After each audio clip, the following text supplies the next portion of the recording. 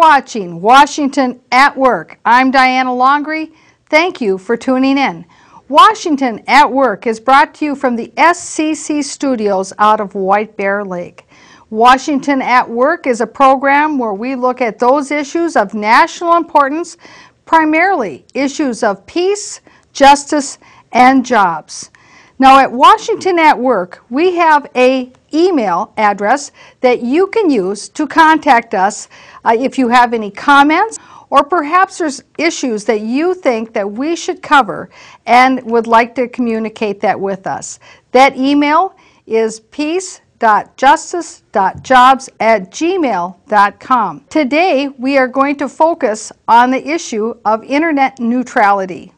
Last episode of Washington at Work, we had some film footage from Link TV where they had a program on that specifically talked about the interaction of the big-time commercial medias and how they want to control the airwaves to maximize their profits. Now we have a small clip from Link TV where we left off last time. So let's take a look at that. The first tier are the huge giants. These include Viacom, AOL Time Warner, Disney, News Corporation, Sony, Vivendi.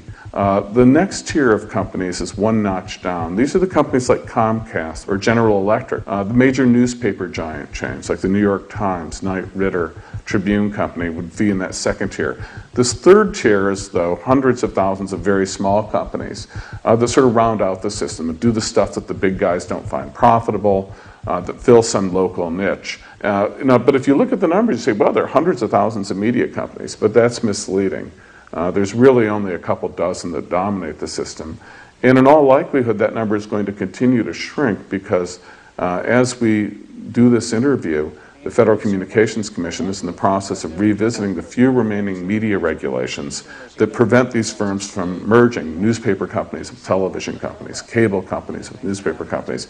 Once those restrictions are lifted, and there's tremendous pressure by powerful lobbies to do so, we should anticipate a massive wave of consolidation, and those 24 firms will probably shrink down to 18 or 20 within a year or two. The Federal Communications Commission has released a series of studies as part of its review of media ownership rules.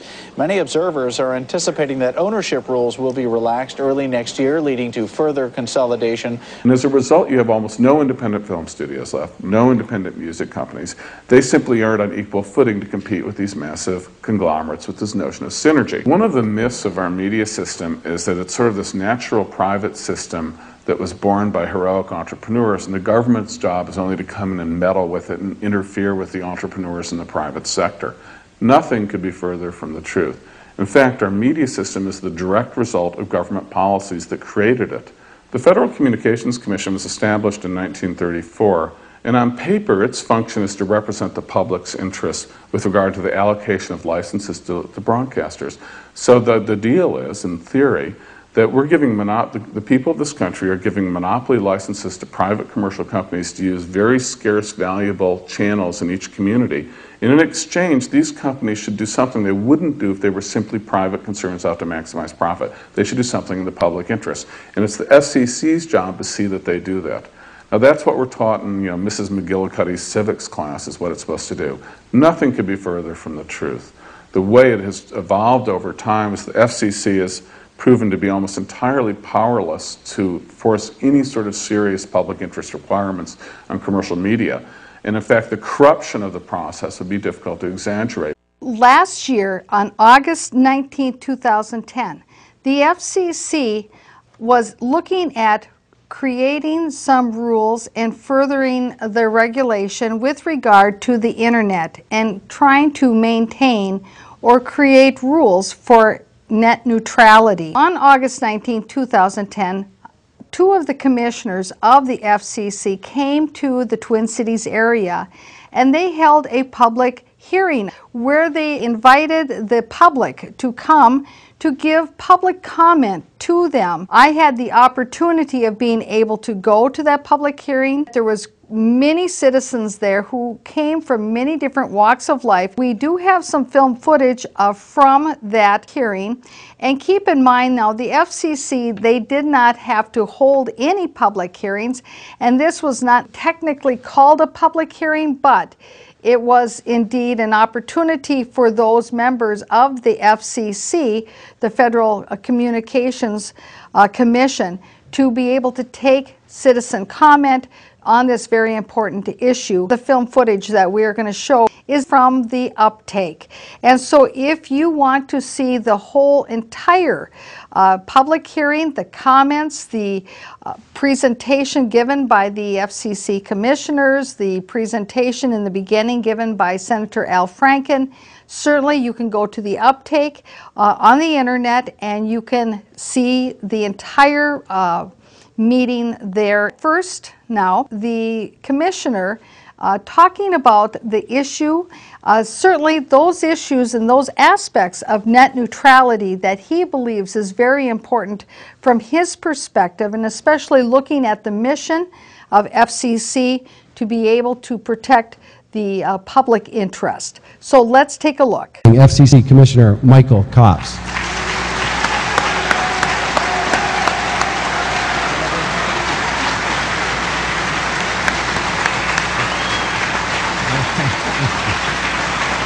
I think most of you understand how important the internet and access to high-speed broadband is to the future of our country.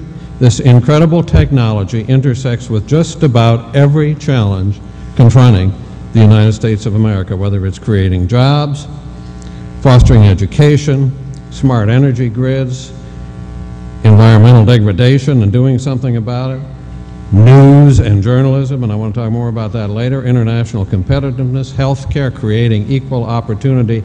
None of those problems, none of those challenges has a solution that doesn't have partly broadband and internet at its core. It is that important.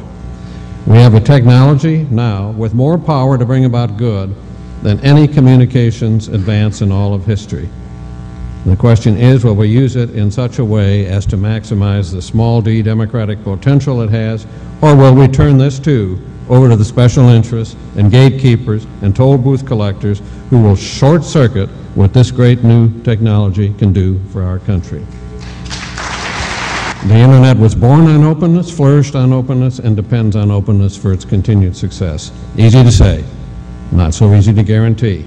We must not ever allow the openness of the internet to become just another pawn in the hands of powerful corporate interests.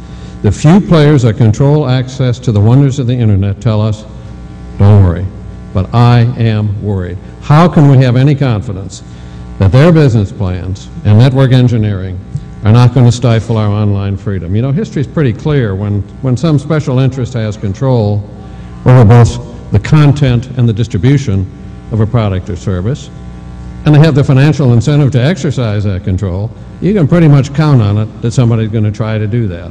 And that's monopoly or oligopoly or whatever you want to call it. I want to call it, and I do call it, a danger to America. And the present danger is that big business will put us on the road to the cannibalization and the cableization and the consolidation of broadband and the internet. Oh, the special interests tell us not to worry. New technologies always just automatically work for the good of everybody. Broadcasters said, just give us a ton of free spectrum, hundreds of billions of dollars as it turned out, and the airways would always serve the people first. I don't have to tell you what happened there. So then cable came along and said they would fill the holes in the road that broadcasting had created. And you know what happened there when you look at the programs you get, and worse, at the bills you get. In both cases, we were too quick to take their word. And now the big internet service providers are making the very same pitch. Don't worry, be happy, we would never compromise the open of the internet. He talks very clearly about many of the concerns that they at the FCC, particularly himself, are concerned about, and the impact that if we do not maintain net neutrality in the United States, what is the impact on citizens? What is the impact on small businesses? And that ultimately one of the aspects of the internet as we know it today is the availability of the internet to all people on a level playing field. In this next clip is he's talking about the proposal. We're looking at managed, private, or tiered service that will have an impact on you and me, and will have an impact on small business owners and on the innovation that we all come to appreciate that the internet lends itself to. For folks who have a creative idea but have little cash in their pocket, they can go to the internet. They can use that as part of their tools in their toolbox to promote their idea, their new innovation, their invention, their small business. And so let's take a look at this next clip where he addresses that issue. Our job now is to correct course by reclassifying broadband as a telecommunication service that it is. The Verizon Google gaggle would almost completely exclude wireless broadband from the future of internet openness, even though that's where everybody's migrating as they pull away from the landline and go wireless. Don't we want that part of the internet to be free from gatekeepers too? Don't we want openness in the mobile world too? Next, the gaggles. Here's the real kicker, and Senator Franken talked about this. The Verizon Google gaggle wants to build a world of private internets that would vastly diminish the centrality of the internet that you and I know. They want a tiered internet. Managed services is what they call this. What I call it is gated communities for the affluent. So for example, a special Verizon, Google, or Comcast NBC service could come to you extra quickly with special quality of service or priority, and thereby decrease the amount of bandwidth left for the open internet that you and I know today, and at vastly more price, and with vastly more favoritism to corporate partners. It also means that those of us who can't pay for higher speeds and better quality of service and special priority, and that's a big chunk of this country of ours, will be relegated to second-class service. Later on in this program, we're going to be talking about some of the initiatives that are going on in the House of Representatives with regard to net neutrality. So let's continue on with one more little clip of the Commissioner and what he has to say. Ronald Reagan sent us a chairman of the Federal Communications Commission who informed us that the television set was really nothing but a toaster with pictures. That's what he said, it's a direct quote, and that's how they proceeded to discharge their public interest oversight of that industry. A television is nothing more than a toaster with pictures. Nothing could be further from the truth. Television, just like any other media of communication, is a way to be able to communicate ideas. It can be the mode of communication of information, of advertisement. It is a tool of those who can be in power, or it can be a tool of empowerment. And so, just like television is all of those things, the internet is all of those things as well. Let's take a look at this first clip of this citizen who got up to speak. Again, this is the public hearing that the FCC commissioners held August 19th, 2010, here in the Minneapolis-St. Paul area, and this film footage is from the uptake. The internet has been a content-neutral network from the beginning. It was designed that way because the initial designers believed in the power of simple networks. Their design meant that regardless of what was being transmitted, the actual technology didn't have to work terribly hard to make any decisions. It was just a transmission layer. The simplicity and lack of centralized control is what made the internet the powerful tool that it is today. By codifying net neutrality, all we're doing is putting into law what has always been the heart and the power of the internet. Transmission of anything to anywhere, regardless of what it is. So for me, the bottom line is this. Fundamentally, I think net neutrality is a question of freedom, and I want an internet that is as free as this country is. Thank you. Our democracy is dependent upon people being able to have access and the ability to communicate their ideas. And so, just as I mentioned before, the TV is not a toaster with just pictures. It is either a tool of power or a tool of empowerment. And the internet, it can be a tool of power or it can be a tool of empowerment. My name's Ted Dennis, and I am a chairperson of a group called Voices for Change, which is a political advocacy group that consists of people who are experiencing or have experienced homelessness. I'm also on the board of directors for Twin City Community Voicemail. Part of my job is advocacy, and as has been said before, the internet at least offers the promise of a different kind of advocacy. First of all, we make connections that couldn't be made any other way by the use of the internet. But we also change images. Part of our job is changing stereotypes about what it means to be homeless or low income. We've done a few things. We actually got coverage on MinPost that led to coverage on CNN.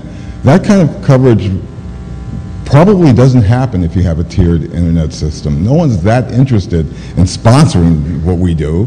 It's only because the internet is open and neutral in the way that it is currently that the content of what we do got us before far more people than we ever thought we would reach. So I urge you to reassert the FCC's authority to regulate the internet and to maintain that neutrality. Thank you.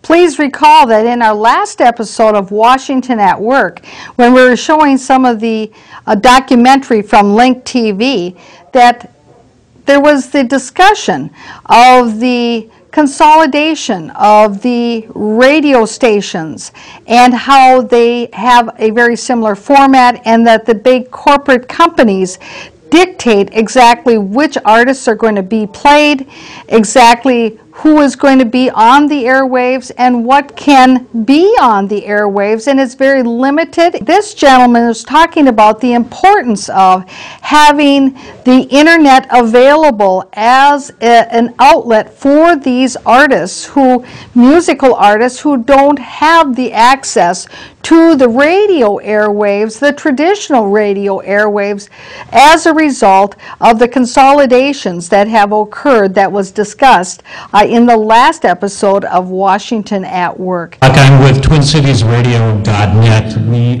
work with independent music artists and do streaming of their music on the internet. We also started a network with stations like ours in Cleveland, in New York, and in Northern California. And we're also doing streaming live of concert events, both audio and sometimes audio and video. Last Monday night, we came live from the living room of one of our members and had several artists there. I think we had about 6 different musical artists that night from the living room, and with interviews, and we had people from Costa Rica, from South Africa. We had all over the country, and as well a lot of them here in the Twin Cities. And I'm concerned that if we didn't have net neutrality, that we wouldn't be able to offer this service. Even now, when we our upstream can have problems, that we lose service because it's just not reliable as it should be. The other thing is that we're providing artists with access to an audience that they really just don't get because of the concentration in radio that's going on, that there is just not the diversity and access from local artists that there used to be. And that brings me to the point. I'm glad I got a chance to talk to the FCC. I'm sorry it's the 2 members that probably don't need to hear the message that I want to say, but I've really been mad as hell for quite a number of years in the way that it has sold out the public interest to the commercial interests in this country, and it's got to turn around, and I appreciate your efforts to do that. But who said that the FCC's role is to maximize the profits of Verizon and Google? It's not. It's to serve our interests as the public. Thank you. Let's continue on with the next citizen's comment. Hi, my name is Tim Nolan. I'm a great-grandson of a early pioneer. I was born in Minneapolis, March 21st, 1941. Currently, I have really, my life is open globally as a result of the internet. I used to be a photojournalist, and I put together a called the Global Peace website. And I'm very fortunate. I have connected with a lot of fellow peace activists, Tom Handy, Jody Evans, Sidney Sheehan, and goes on. And I'm putting that focus on that I am a peace activist. I am also fighting for those who have fought for us. I've had some heart-wrenching experiences talking to people coming back from Iraq, Vietnam, Gulf War, and so on through the years. And I've really opposed the war. And with the access to the internet, I have gained all the digging deep in the stories of why we are at war and how waste of money it is, the money that we have put away in the war effort. Let's get back and broaden the broadband instead of building bombs. We've got to get back and build our country. Let's put people before profits. Not everything in America has to be for profit. The bottom line is we the people, we want life, liberty, and the pursuit of happiness, contrary to the changes that they said property. This idea that the methods of communication electronically, whether or not if it is the TV, or it's the internet, or some other method of electronic communication, depending upon who controls the airwaves and who is able to use the airwaves, has a great impact on who indeed will have the ability to be able to communicate their ideas, their message, or their product. My name is Craig Wilson. Thank you for coming, and I appreciate the effort you're doing. I started a local internet service provider in 1994, and one of my first customers was a gentleman from Hungary promoting a website promoting his product. So within months of starting up in a closet in a high school in the Mall of America, my company was an international company doing business with a former Warsaw Bloc country. One of my early dial-up customers lived in Mississippi. He had 10 cents a minute, long distance, and from where he lived in Mississippi, everywhere was long distance. He found my company on the web and on the net, and I had the most cost-effective plan for him, and so we were able to do business together. And yeah.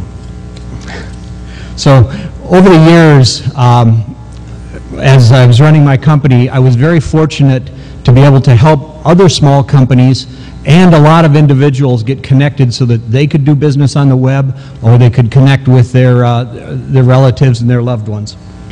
And you know, I'm a technician at heart. I look at things from the infrastructure level, and companies like Comcast and Verizon and AT&T are selling megabits per second. This is what they market. This is what they sell, and everyone should know that bits is bits. And there's you know, the bits, they should not they should not be able to charge different prices because bits are going one place or coming from another place, or what the use of those bits are.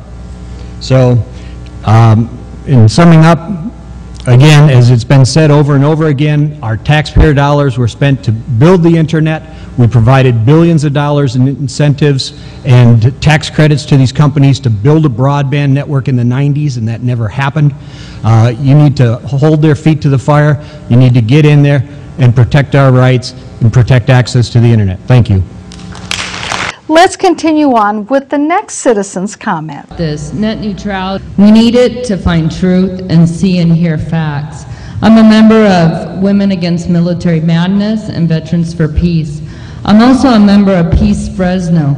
In 2002, a small group, Peace Fresno, was spied on by the Fresno County Deputy Sheriff, who was with the Joint Terrorism Task Force. He was spying on us for 6 months. When it was found out, the local news refused to report on it, on illegal spying and what was done to us. Basically, what happened to us was censored. It was indie media, San Francisco Indian media, that let us tell others what was happening to us. From there, it went from Democracy Now!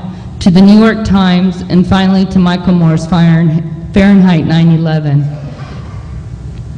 It's just an example of what happened to a lot of different groups who are doing dissent. It's only online we can see and read what our government and military was up to in the years of 2002 to about 2007-8. We can see who's being spied on, who's being arrested, who's being tortured, what's happening to those who are being tortured. We need net neutrality for your human rights. The concept of net neutrality holds that companies providing internet service should treat all sources of data equally. It has been the center of a debate over whether those companies that can give preferential treatment to the content providers who pay for faster transmission or to their own content, in effect creating a two-tier web, and about whether or not they can block or impede content representing controversial points of view. Currently, internet users get access to any website on an equal basis. Data should be data. Foreign companies or domestic sites, big corporate homepages, or the slow traffic blogs, they all show up on your user's screen in the same way as their addresses are typed in the browser. Now, of course, one of the things that I want to bring up is that on December 21st, 2010, the FCC approved a compromise that would broadly create two classes of internet access, one for fixed line providers and the other one for the wireless net providers. The vote was 3-2, with the Democratic commissioners supporting it and the Republican commissioners against it. Let's take a look at one more film footage of a citizen comment from the FCC public hearing that was held August 19th, 2010. When you mentioned the concept of net neutrality, I like that idea. I think it's a very good idea. The idea of a pipe is what net neutrality should be. When you look at a hammer, it is not biased, it does not have an agenda, it's a hammer, it is a tool. When you look at an automobile, it does not have an agenda, it's a device, it's a tool. When you look at a pipe, it's a device, a tool, it does not have an agenda. The internet needs to be run like it's a tool. It does not have it, it's a device, it does not supposed to have an agenda, it is a tool with a purpose. It needs to be used for a purpose, like a sword. It can be used for good things or for bad things. However, the term net neutrality, I've only seen a lot of apparent agendas here tonight, and I don't know what your agendas necessarily are, but I think unless the agenda is to keep it a tool, to keep it neutral, and to keep it a pipe, we should really rethink this and really look at what truly net neutrality is. As much as I'm not a fan of some of the corporations and some of Google, I'm not also a fan of overreaching government either. I'm more of a fan of letting people decide their own decisions as we live in a republic, or some would argue democracy. The point is, though, the people need to decide this, not an overreaching government, not an overreaching corporation. And I fear that the very ones we are strawmanning tonight, the corporations, are going to be the very ones who are going to police it on behalf of the FCC, and that frankly scares me. With the cybersecurity bill, with the chance to turn off the internet, I would rather say there is no chance to turn off the internet. There is no cybersecurity bill. There is no public-private partnership with this. Let the people decide. Let people make their own decisions. That's what made America great. We will look at this issue in greater detail again in the next episode of Washington at Work. Keep in mind that the FCC compromise that was hashed out in December of 2010 was a result of a proposal made by Google and Verizon. We have our email address up on the screen here. Go ahead, please send us an email anytime. Tune in again to Washington at Work next week. Bye-bye.